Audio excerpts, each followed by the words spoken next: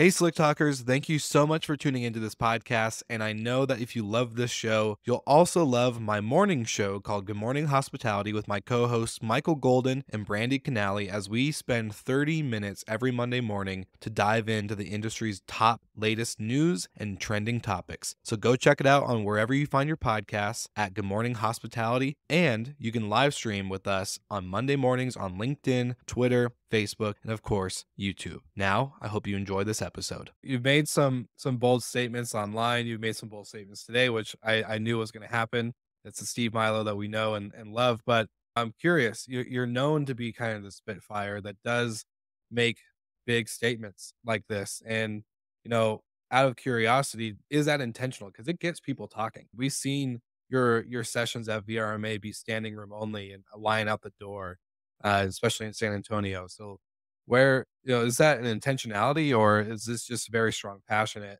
Steve Milo that's just speaking from your mind? Well, the passion is real. People have to understand. I entered the vacation rental industry in a place called Venice, Florida, and within a year of me going full time, they tried to literally zone me out of existence. And so, fortunately, I was able to win a lawsuit against the city of Venice and prevail. But since then, I understand how important it is to educate my colleagues about advocacy and about bad companies. I do have power. I do have a voice. I'm in a position where I don't have a lot of concerns about if people get upset. Like I said, if Airbnb cuts us off tomorrow, we'll still be okay. Actually, some of my operations people might be happy because there are real issues with dealing with Airbnb right now. It's important not just to applaud the companies and the people that do good for the industry. It's very important to point out the companies that give our industry a bad name, who make us look bad to the public, who make us look bad to our guests and to potential property owners. And, part of having a voice means using that voice not just to talk about what's good, but also to talk about what's bad. Matt Landau was talking about what comic book character I was most interested in. And I said, Spider-Man. And he said, why? I said, well, with great power comes great responsibility.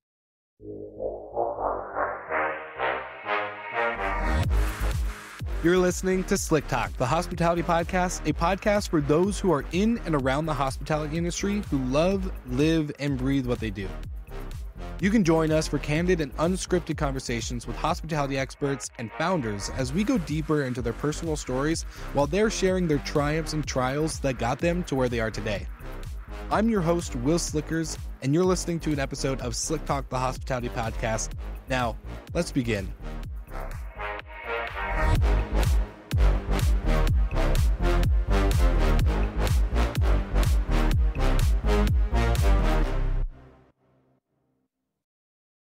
What is up, all of you Slick Talkers out there? I hope you all had a great Thanksgiving and are getting much needed rest.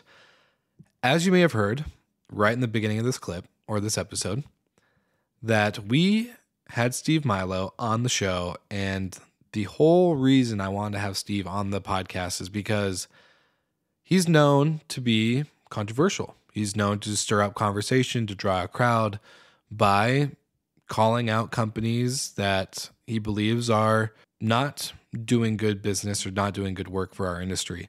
And I just want to put it out there as an interviewer. This episode was very exciting for me because, it's important to interview people that may or may not have the same views or beliefs or opinions that you do.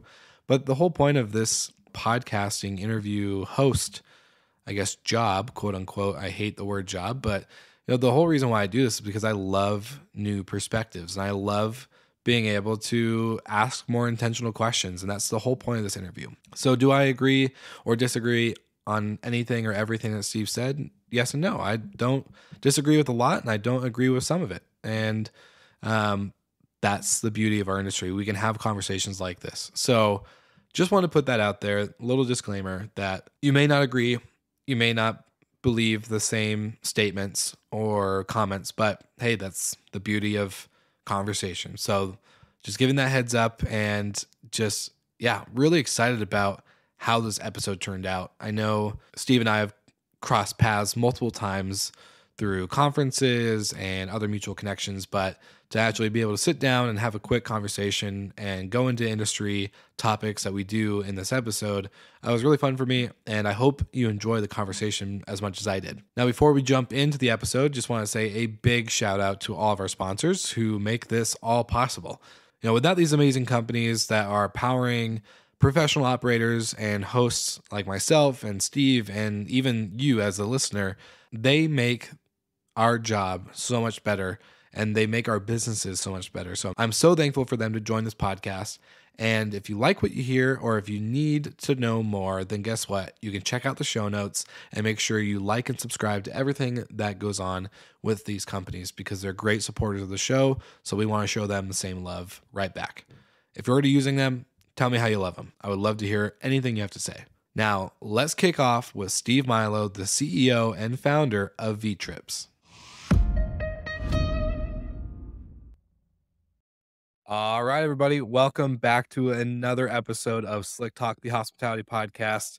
And this is going to be quite a treat because we have the one and only Steve Milo, who is the CEO of VTrips, on the show today, which has been probably a long time in the making. I would say we've bumped into each other at conferences to now finally being able to sit one on one here on the show. So, Steve, thank you so much for joining me. And I let you introduce yourself. Well, great to be on, Will. Yeah, I'm the CEO and founder of VTrips, and we manage 7,000 exclusive properties in the United States, mostly in the southeast region of the country. Awesome. Well, as you may know or may not know, this show is very casual, kind of like Joe Rogan interview style. But I want to know, and I always ask this to every guest, is where did it all begin? Where was the introduction to vacation rentals for you, Steve? Well, I've been staying in vacation rentals probably 30, 40 years. My parents would rent vacation rentals. We lived in the Northern Virginia area, and we'd go to the Ocean City, to the shore, and they would rent usually a 2 bedroom, and we would stay for a week at a time. Awesome. So from that, how did that lead into you getting into V trips? I know you had quite the career path before, but for you as an adult growing up and experiencing the vacation rental experience, was there ever a moment where you were like, this is what I'm gonna create? Well, I'd say it kind of was organic in a sense that I was director of an large e-commerce company based out of Chicago, and I bought a vacation rental, my first vacation rental in 2002 in Southwest Florida. And at that time, it was right kind of after 9/11, and property management companies were not taking on new properties. They were having real problems, and so I was left with the decision of creating my own website and creating my own marketing, or essentially, not being able to finance the vacation rental. So, that was really my start, was just like many people who have been on your show or who you've met at conferences, it was as a rent by owner. It wasn't until much later that I started to look at this as a possibility of a full time career. And from that, that moment in particular, trying to figure it out, what was the biggest learning I think that you saw to then go create V trips? So was there something that was just like, okay, this is a big problem, nobody's solving it, maybe I could do it? Well, definitely marketing was a big issue. I mean, back in 2002, 2003, websites in many cases were static, which meant you couldn't even transact on them. Mm. Pricing was, maybe 3 or 4 seasons, um, and distribution in general amounted to, property managers mailing out catalogs or advertising in newspapers or magazines. Um, what I saw as I started to have success with my rent by owner properties was there were all these new channels that were starting. VRBO was one of them, but at that time there were great rentals, vacation rentals, rentals 101. There were a number of different places that were like classified listings, but for vacation rentals, and customers were able to call or email. And the other thing I found out was there was software that was hosted and web based, um, where you could run your entire company on it. And so I just saw a lot of technology at its infancy stages that I thought would allow someone to scale if they truly were interested in doing that.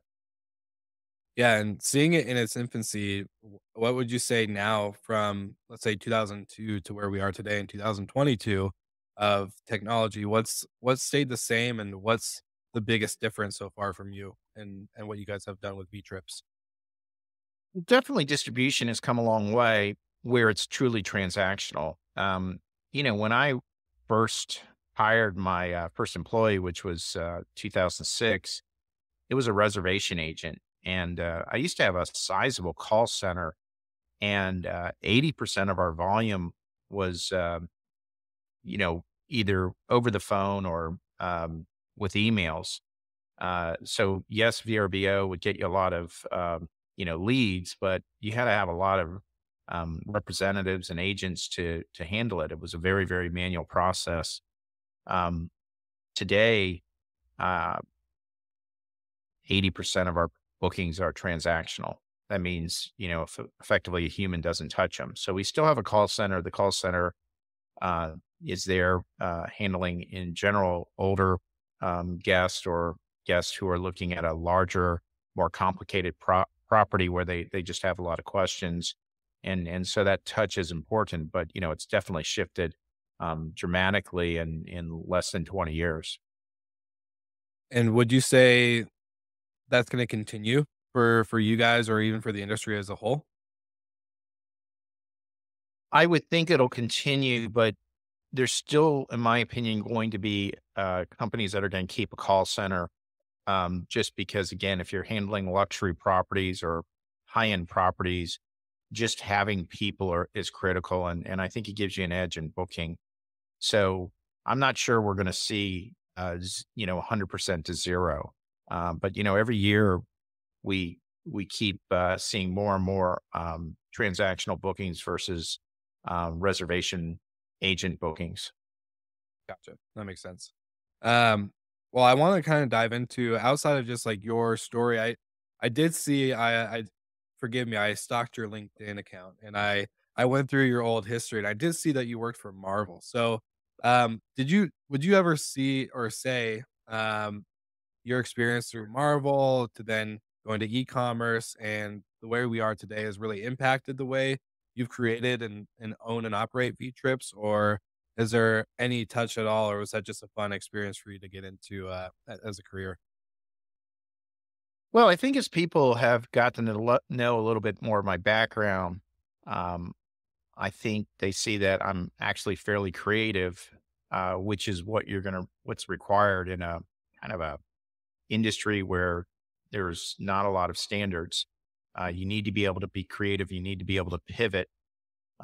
So yeah, the experience with Another Universe, which was the company I created literally out of my dorm room, ended up selling, and then I worked for Marvel.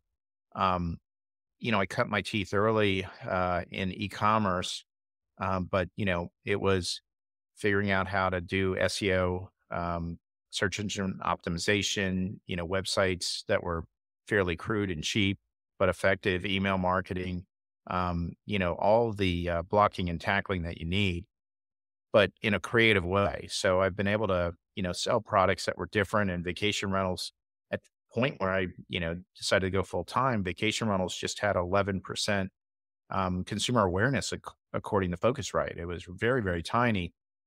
Today, it's closer to 60%, but that means there's still a long ways to go. So I think creativity or vision or whatever you want to call it is critical in terms of building a property management company that can scale. And to date, there has not been a successful example in the US market of a company that can scale at a large level. And why do you think that is? Is it due to the nature of location and geographic, you know, challenges that go with outside of regulation issues, but getting the turnovers done, getting the technology installed, the actual servicing of the guests? What is it making that, making that unsuccessful scalability issue? Well, it's operations and integration and also strategy. So, dealing with operations first, you're dealing with a lot of people, a lot of frontline staff, cleaners, maintenance men, and service people, uh, guest agents, owner representatives. You have a lot of people that you've got to make sure you have processes in place to be able to execute at a level where you don't have, kind of a hands-on owner in the office. Mhm. Integration is another component that as you centralize companies that used to be kind of small, more mom and pop, if you don't integrate them properly, you can really break the company. And then strategy, has really been a bigger part of this too, where you've had companies, Turnkey is one and Vacasa is another, who've just, come in and destroyed the local brands. They've, just taken all the goodwill and tried to, create a national brand. And that just isn't smart when you're dealing with companies that were built over 20, 30 years in their local communities and have all kinds of brand equity. So, it's a complicated business. I think there's just been some execution failures, particularly in the United States market, by some of the larger companies that amassed a lot of capital from private equity firms. How do you guys integrate? I know you've acquired quite a few local independent vacation rental management companies in the past, and I'm assuming would continue to do in the future. How do you guys integrate them into the VTrips community? Well, in every major market, we're keeping a local brand that's dominant in the area. We're keeping that website. We're keeping, the name of the company, and so that's really important. Um, and the other thing is, we're leveraging hosted systems. So as you know, there's again companies who have gone out and tried to develop their own software and, claim that they're a technology company and that this software has a lot of value. Um, it's really the investors who, bought into that who deserve what they've gotten, which is disaster because those companies were never, their core competency was never technology, even though they were claiming that they were technology companies. We've partnered with companies. Today, we're with Track, which is owned by TNS. Um, Brian Bailey, who you just did an interview with. Um, you know, there are system. There are property management system, and across the board, we work with best of breed hosted systems. Um, who that's what they do for a living, and so that allows us to be technology enabled without having to just continue to pour resources into technology development. So does that when that transition happens, so with the integration, do you see a lot of local property managers using either old outdated systems in tech, or are they particularly on something and then you guys move them over? I mean, most of the companies we've purchased have a lot of different pieces. And so it's up to us to kind of standardize that. There's no way you can run a large centralized company on a bunch of different technology stacks. So, Track is our system of record. Um, we have Beyond Pricing for our pricing tool. We're using primarily Beyond Be Home 247 for smart locks. On and on. We are consolidating everyone to one central tech stack so that we can all talk and learn together. Um, we've looked at companies who are just on so many different pieces of technology. It creates a lot of complications. So, we've tried to simplify. And then as we, as because we're bigger, we just get better pricing from the vendors that we work with. Yeah, totally makes sense. And out of the because you said over 7,000 properties in the US for you guys? Yeah, we have 7,000 exclusive vacation rentals, in about 30 different markets. And how many would you say percentage-wise were through acquisition versus just VTrips going out and signing contracts with owners or other companies? Well, I'd say the first 600 properties I did all organically, and Okay, after that, it's all been through merger and acquisition that we've grown the scale of the company. So it's been a combination, and we still do organic, and we're very thoughtful about it. Um, in terms of organic, our goal is to have a net plus every year. Some of the offices have had as high as 15 to 20% net gains. Some of the offices, if they're in an area like Florida where there's a lot of properties that have sold and full-time residents are moving in, they may actually have a net, a negative number. But as a company, our goal is to, be a, you know, positive, amount of new properties. And we did that in 2022, without spending a fortune. that's good. Um, what are some property or industry standards that property management companies, maybe ignore that you guys don't? And maybe something specific that you feel is, like, super important, but isn't being talked about enough within the conversation? Laundry, I mean, I think that's a big one, and we still come across companies that are letting their cleaners, wash and dry linens in the unit, which is just a terrible situation and no standards. I don't know how you can expect cleaners to clean the property and wash and dry linens and for it to be hygienic. I mean, those residential machines aren't even meant for the amount of laundry they're trying to put through. So standardizing laundry is a big one. Smart home, automation is also been important. And then, we've been really big on working on the advocacy front, in the areas we're in, and we're committed to the industry long term. And part of being committed to it long term means that you've got to protect, the states and the cities that we're in. Definitely, and I know we talked we didn't particularly talk a lot about it, but you talked a lot about it on stage at the Book Direct show, going into advocacy, what does that look like, being a part of the local community, fundraising, um, donations, all the above. So, I guess where's the tipping point when it comes to advocacy? All this hard work, it's a long process, it's not fast. Where does that scale tip over to become where it's actually fair regulation and the local destination can actually, sustain the growth of the market?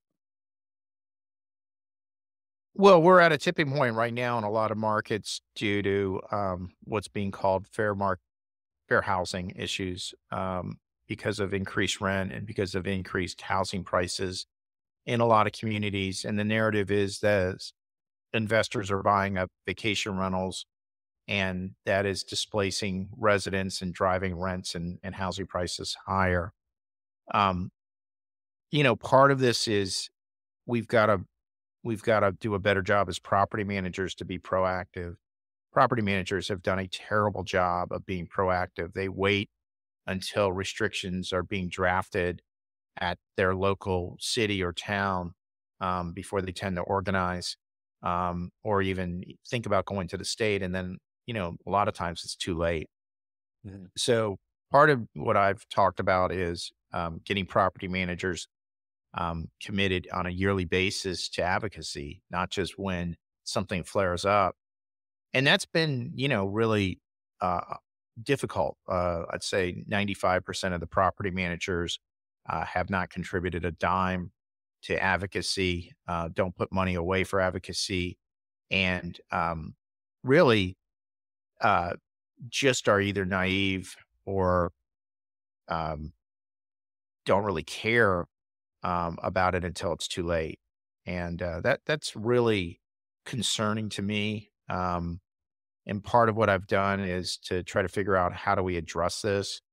I'd say right to rent, which Scott Leggett over at Habit IQ has been pioneering, maybe one of the ways. So that's basically the software systems, the property management systems set up where the property manager automatically can have $1 or $2 of every booking put to advocacy. That's kind of out of the box thinking that may help in some of the areas. But even the people who don't have money, it's been hard to even get them to contribute their time and effort. So it's been pretty frustrating and disappointing. I guess part of it is just I've got to keep going to events like Book Direct and talk about it. Um, and then try to convince people like Damien to have an advocacy fundraising event, the night of or the night after, and just to start to get people into the habit of contributing money.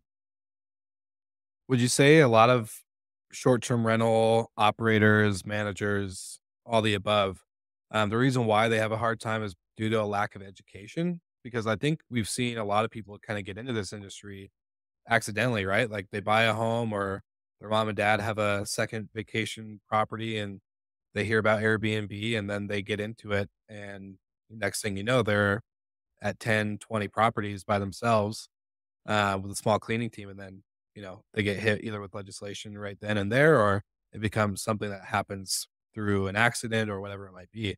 Would you say it's a lack of education or what do you think really is the issue outside of complacency?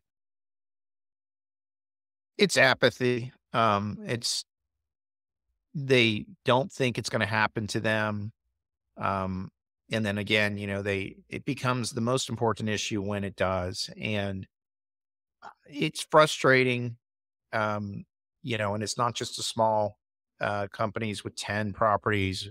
There's companies with 1,000 properties where you can't get them to contribute money.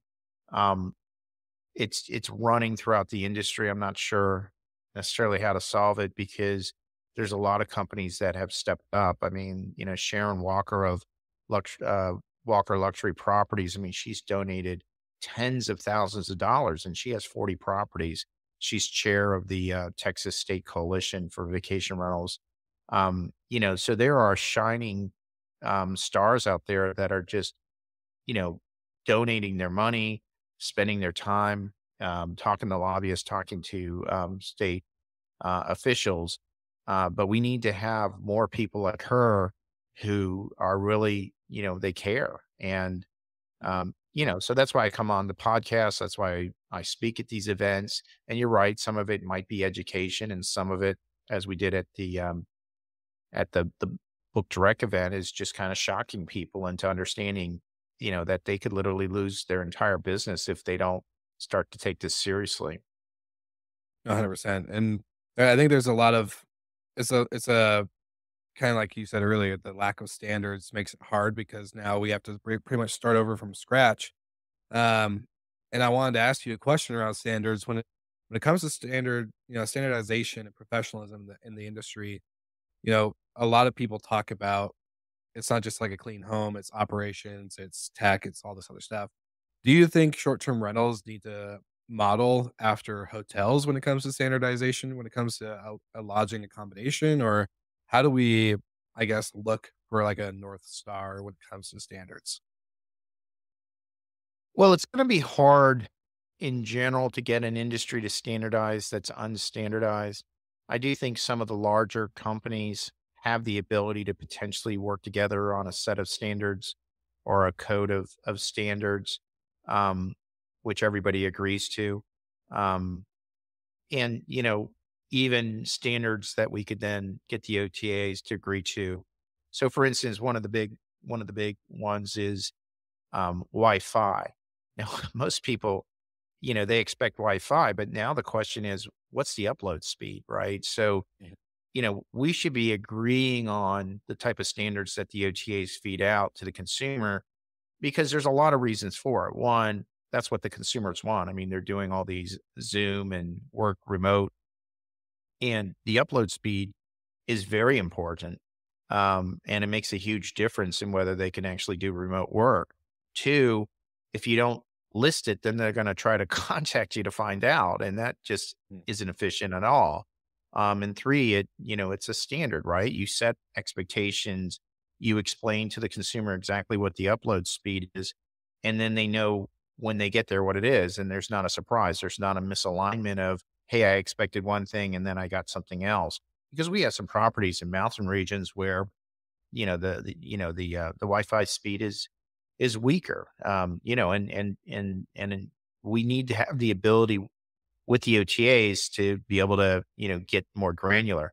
And that's just one example, right?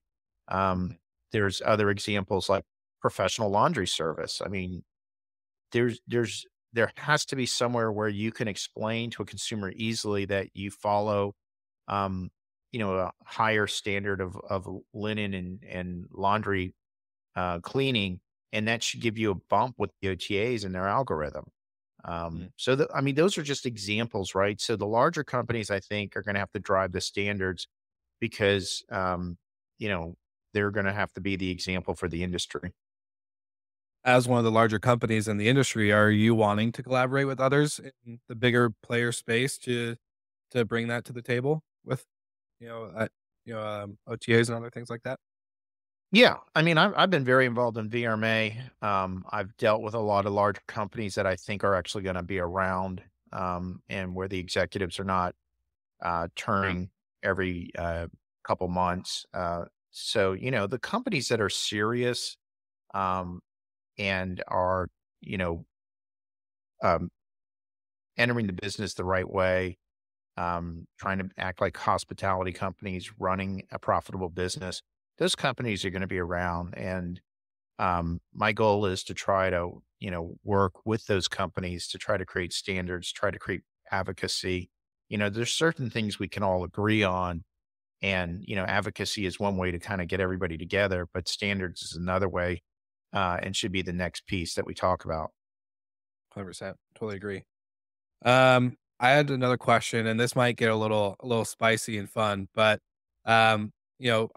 on stage at the Book Direct show, you mentioned that the the Death Star is Airbnb, and that was one of my favorite quotes because it was the way you executed it was super good. So the Death Star is Airbnb. If we don't watch out, they're gonna blow us up. Um, what you were around when VRBO came or Verbo, whatever people want to announce it as, to then as other distribution channels opened up, with Airbnb now taking popularity, they've gone public, they've had massive success and growth, all this stuff. Now, where does Airbnb play a role in your business, or does it play a role at all in what you guys are building at VTrips? Well, I appreciate you looking at my background. I've been calling out companies since 2015, starting with TripAdvisor. And, Mhm. I actually rallied a lot of property managers together. And that was at a point when TripAdvisor was the second largest OTA in the United States. And we brought a tremendous amount of awareness about what a bad partner they were. Um, VRBO, we brought a lot of attention when they were trying to do this matchback, literally trying to get us to pay for revenue for offline bookings and attributing it to online.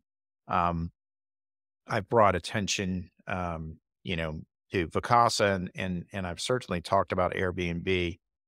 You know, Airbnb is complicated because there's some really, really good people at Airbnb. I'd say the Mhm. vast majority of the people care and really want to have a good company.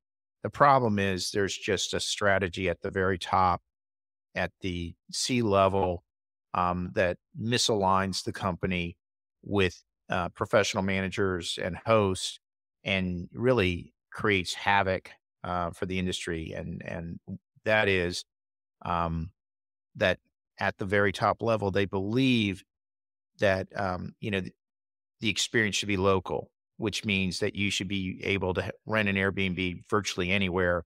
Um, and that's a great idea. And not only a great idea, one that they should evangelize.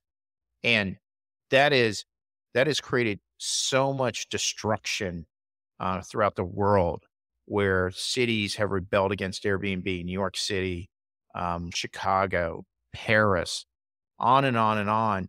It's because of this recklessness that has come from the C level of Airbnb, about, taking vacation rentals outside of the core that they really belong in and going outside. We're facing all kinds of bans in Hawaii. Example, once again, where you would never think there would be bans on vacation rentals, but it's because Airbnb has created so much friction by taking listings. If you've ever been to Maui, it's a beautiful place. There's a beach, there's properties on the beach, there's properties off the beach, a block away from the beach, all the restaurants, all the boats, the uh, kayaks, all the entertainment is really on the beach.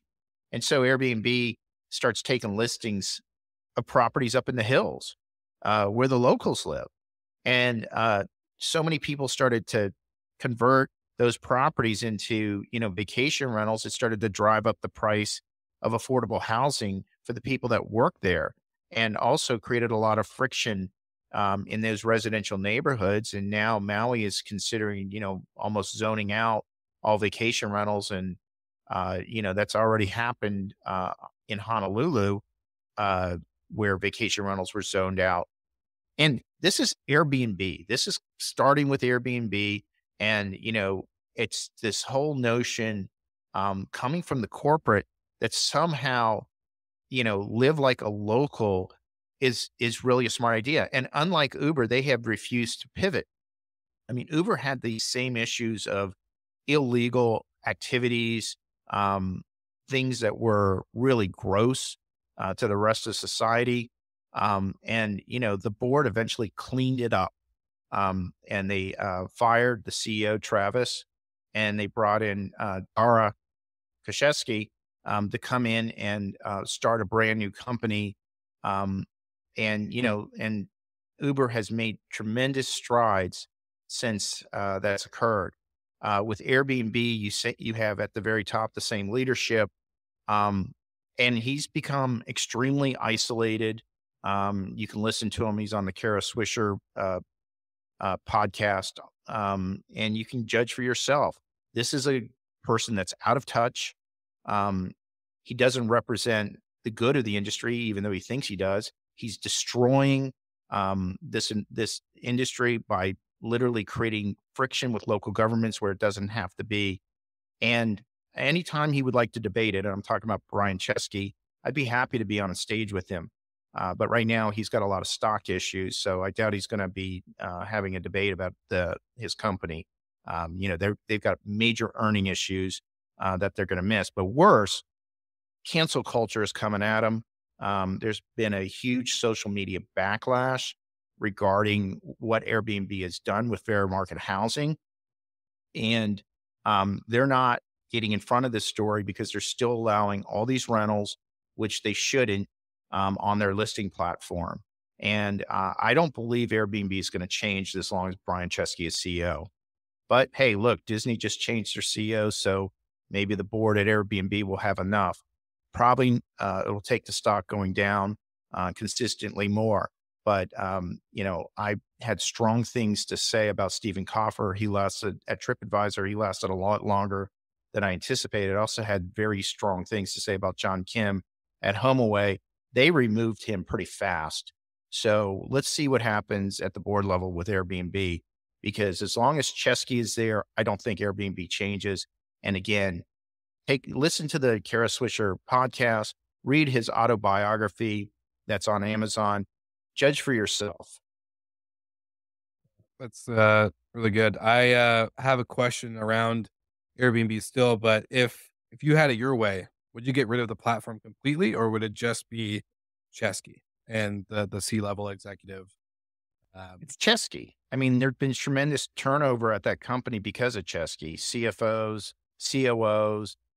They haven't had stability on the head of the vacation rental division since Sean Stewart left in, I think, 2016 or 2017. It's been a rotating, revolving door. There's no stability unless Chesky is removed. But I think the platform is a good one. It can be a good company.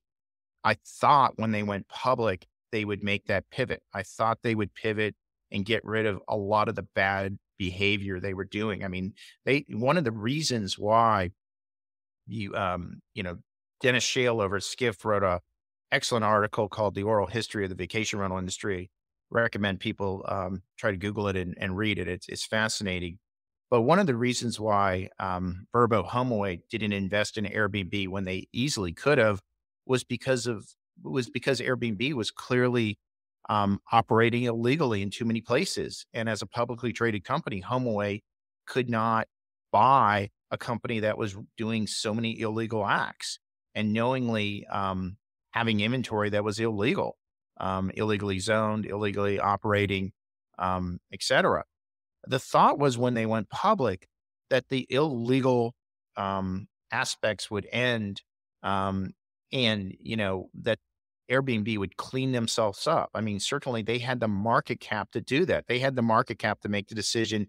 We will eliminate these listings that are causing friction with um, us and our neighbors. We will do this because we've got $100 billion company, and yet they didn't do that. And again, that's because the essence is live like a local. Well, when you want to live like a local and the locals don't want you living next to them, you've got a real problem. And, you know, right now, things are not going to change at Airbnb unless Chesky is gone. If you had 5 minutes or less to give some advice to new hosts that are just on Airbnb, they haven't actually expanded into the property management company size or professionalism, what would that advice be? Well, the advice would be you're playing Russian roulette. So anyone who thinks that's a fun game, you can watch people do it on YouTube. It's not a fun game. Um, but that's what you're doing. You're basically just gambling. The business that you made will still be around if you're just on one channel, right? So I'll never forget, I was on a panel in London in 2018 with a gentleman who had 200 properties in London on Airbnb. He didn't have a website. He did not even have his own website. And when I asked him, why don't you have your own website? He said Airbnb was his marketing partner. He called him a partner. Mhm. That gentleman is gone. COVID killed him, not literally, but his business went away because he was dependent on Airbnb and he couldn't sustain, the cash flow loss from them exercising the extenuating circumstances and abusing that. Um, you know, your host, if they don't have their own website, they should not be in business. They should hand it over to somebody who's a professional manager who's going to create a website, create email, create social media campaigns. They should be on multiple channels. I mean, I can talk tough about Airbnb because Airbnb at the end of the day is 5% of our revenue. So that's a combination because we have 60% of our business coming from our direct site and because we're on, I don't know, a dozen different OTAs. So we're never overly dependent on Airbnb. So that if, at any point, if they decide to cut us off, we're still in business. I mean, and we've had this conversation internally that we don't want to get too dependent on a bad company. And right now, these hosts are in bed with a very bad company. Well, you've made some bold statements online. You've made some bold statements today, which I knew was going to happen. It's the Steve Milo that we know and love. But I, I'm curious. You're known to be kind of the Spitfire that does make big statements like this, and out of curiosity, does is that intentional? Because it gets people talking. We've seen your sessions at VRMA be standing room only and a line out the door, especially in San Antonio. So, where is that an intentionality, or is this just very strong, passionate Steve Milo that's just speaking from your mind? Well, the passion is real. People have to understand I entered the vacation rental industry in a place called Venice, Florida. And within a year of me going full time, they tried to literally zone me out of existence. And so, fortunately, I was able to win a lawsuit against the city of Venice and prevail. And, but since then, I understand how important it is to educate um, my my colleagues. about advocacy and about bad companies. Um, I do have power. I do have a voice. Um, I'm in a position where I uh, don't have a lot of concerns about if people get upset. Like I said, if Airbnb cuts us off tomorrow, we'll still be okay. Actually, some of my operations people might be happy because there are real issues with dealing with Airbnb right now. So it's because it's important not just to applaud the companies and the people that do good for the industry. It's very important to point out the companies that give our industry a bad name, who make us look bad to the public, who make us look bad um, to our guests and to potential property owners. And, part of having a voice means using that voice not just to talk about what's good, but also to talk about what's bad. Um, you know, Matt Landau was talking about what comic book character I was most interested in. And I said, Spider-Man. And he said, why? I said, well, with great power comes great responsibility.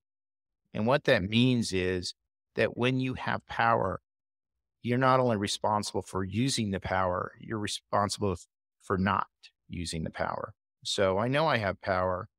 I know, I have a huge social media, um, you know, following. I have a lot of people in the industry who, pay attention to what I say. And so, the fact that I've taken a hard stance about Airbnb and Vacasa is intentional. Both of these companies are bad. They're both bad in different ways, but they're not good for the industry.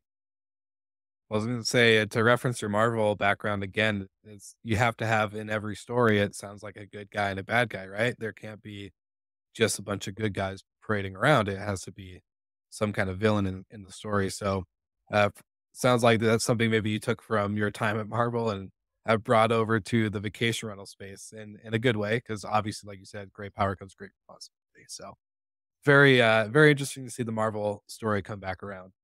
Um, I am going to say I was gonna mention shout out to Matt Landau and your guys' episode on the Home Runners documentary. I was unfortunately unable to make it due to a delayed flight at BRMA, but I heard nothing but great things through the attendance and the actual viewing of the episode. So wanted to give you a kudos for that.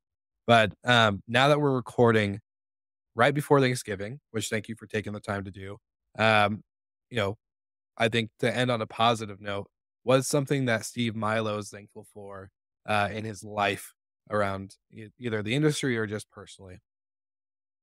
Well, I just got married, so I'm very thankful of my wife, Heather. Yeah, I just got married in June. So we're actually taking a little vacation in a couple days. And so, yeah, that's something very nice. Awesome. Well, congratulations to you too. And yeah, I just want to say I think you've answered all my questions and then some. So I just want to say I appreciate you taking the time today on the podcast to share your thoughts and the perspective that you have around all sorts of different topics. Our closing question we always ask every guest is if you had one link to have in the show notes, what would it be and why would you want people?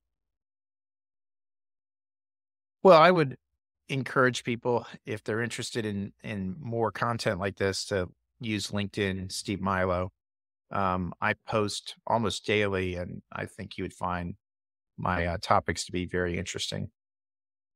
They are very interesting. I can attest to it. So I appreciate you, Steve. Thank you so much for being on the podcast. And for all the slick talkers out there that are watching, listening, all the above, make sure you like and subscribe to everything Steve Milo, VTrips, you name it, anything we've talked about there.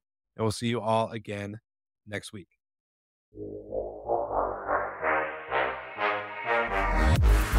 Thank you so much for listening, and thank you to our show partners for making Slick Talk, the hospitality podcast, possible. We hope you enjoyed the show, and we would love to connect with you outside of the podcast. So you can follow us on all of our social media channels for daily hospitality content, or find us on slicktalkthepodcast.com. And don't forget to rate, review, and subscribe so you never miss an episode. I'm your host, Will Slickers, and we will see you guys all again next week.